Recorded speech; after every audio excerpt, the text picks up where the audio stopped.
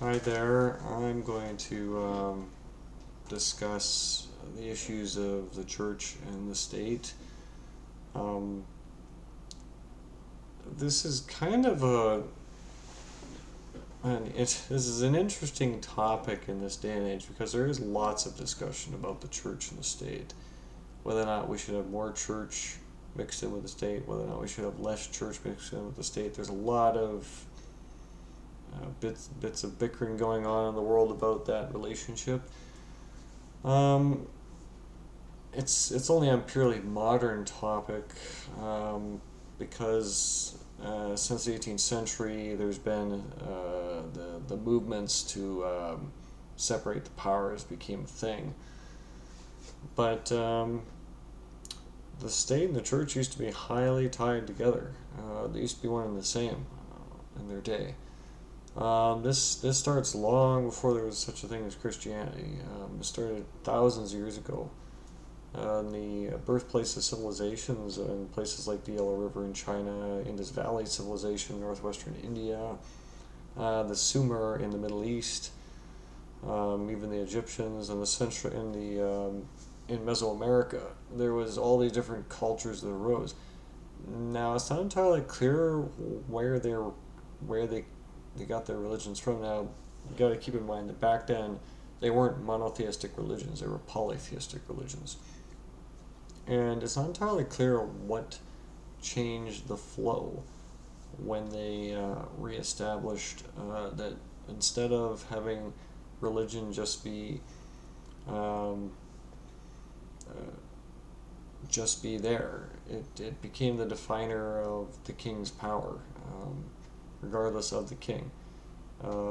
Every early community, every early society, all the cities had central temples in them, central worship zones of all kinds, and every different city kind of like sort of had its own like variation of the gods. Like every some of the cities, like in Sumer especially, all the different cities had their individual gods, and so that's the god that they worshipped in that area.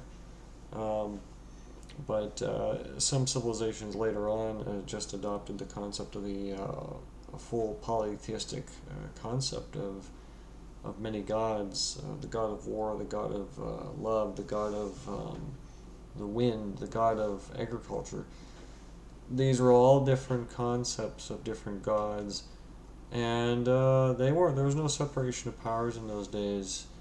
Um, the creation of the state seems to have come in direct affiliation with the rise of these of the religions.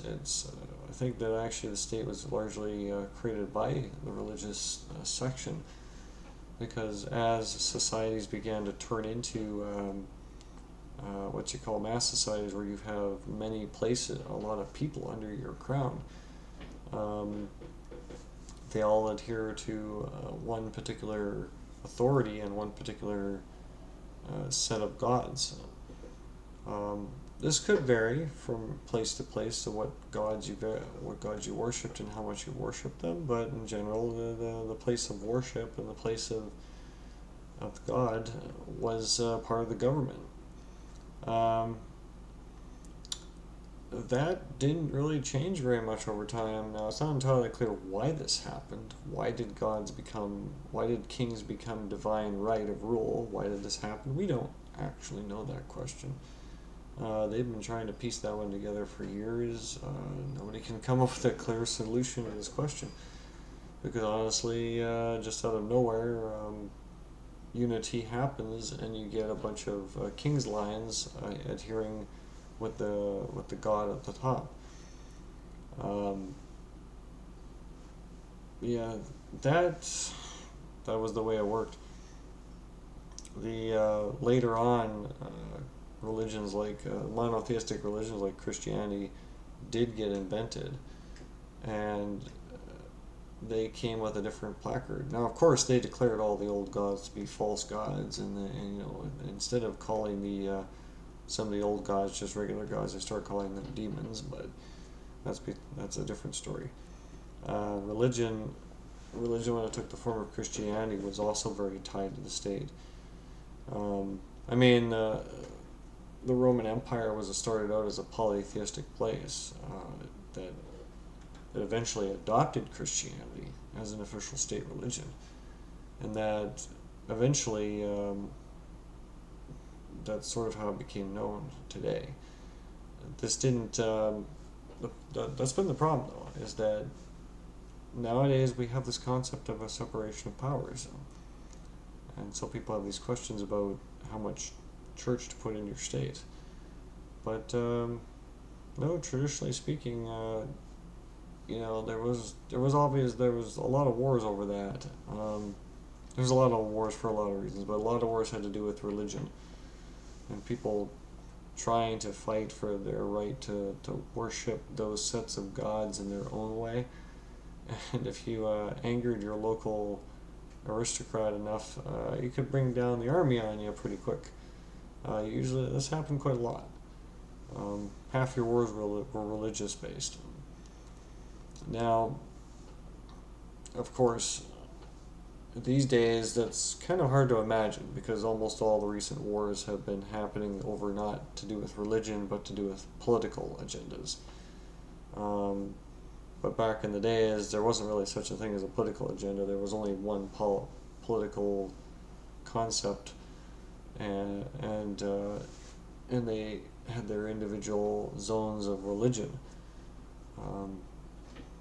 But it's kind of interesting how, like, there was the wars of religion that had been fought, especially like even the 30 Years' War got fought, and it wasn't really about a war. It wasn't so much a war of religion. It was a war of what religion the state decides that everybody should actually adhere to. And if they have disagreements with different areas, then that could become a major problem, depending on how much somebody wanted to take. But yeah, it's kind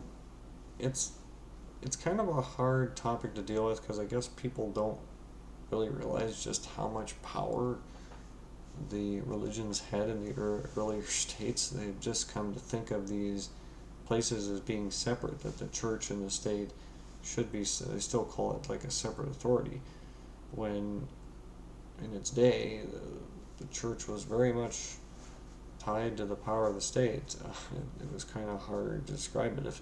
If people from the Roman Empire, either from the polytheistic era of the time of Julius Caesar or even Augustus, or the later Roman Empire that adopted Christianity were to come to today, they'd be kind of wondering what we mean by separation of powers of church and state. Anybody would be confused by that. The Greeks would be highly confused by what we are referring to as the separation of powers, because to them, their multi-god platform, their polytheism, it defined everything they did. It was not a separation. It defined how they lived. It defined how they thought. Very much the pattern was there. The Babylonians, the same thing. It didn't matter. It didn't matter where you went. Religion was tied into the state quite heavily because that was basically what the state was there for, was to represent a god of sorts. So yeah, nowadays that's not really the same. We kind of regard church and the state to be separate. The state, now that's actually been put under a certain amount of ridicule because we feel like the state should have a little bit more religion in it. Kind of a hard question to deal with is how much religion you should have in your state. The United States is a pure secular state. Some places like Australia and Canada still adhere to the Church of England because they still have the Kingdom of England as their official monarch, because they never let go of the monarchy. But yeah, this in the United States, there's been a big movement to try and there's been certain movements over the years to try and to bring the church back in a little bit more, and of course that doesn't usually get very far because most Americans realize that their country was created with a certain amount to be a separated power structure, And this is the same thing in like places like France or Germany or Poland. Is there's always movements trying or undercurrents trying to increase the power of Christianity in line with the power of the state. People should not be living under the rule of the man. They should be really living under the rule of the gods. They're really just trying to adhere to the rules of the past. Unfortunately, they don't seem to realize that their religion used to be the definers of what the state sort of did. The state had to take in the rules of its religion and define how it was going to use those rules in relation to other cultures.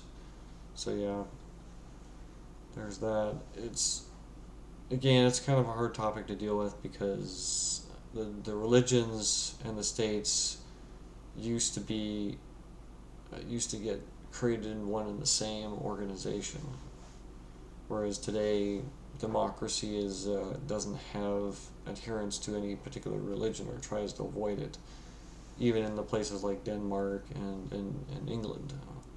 But yeah, there's that.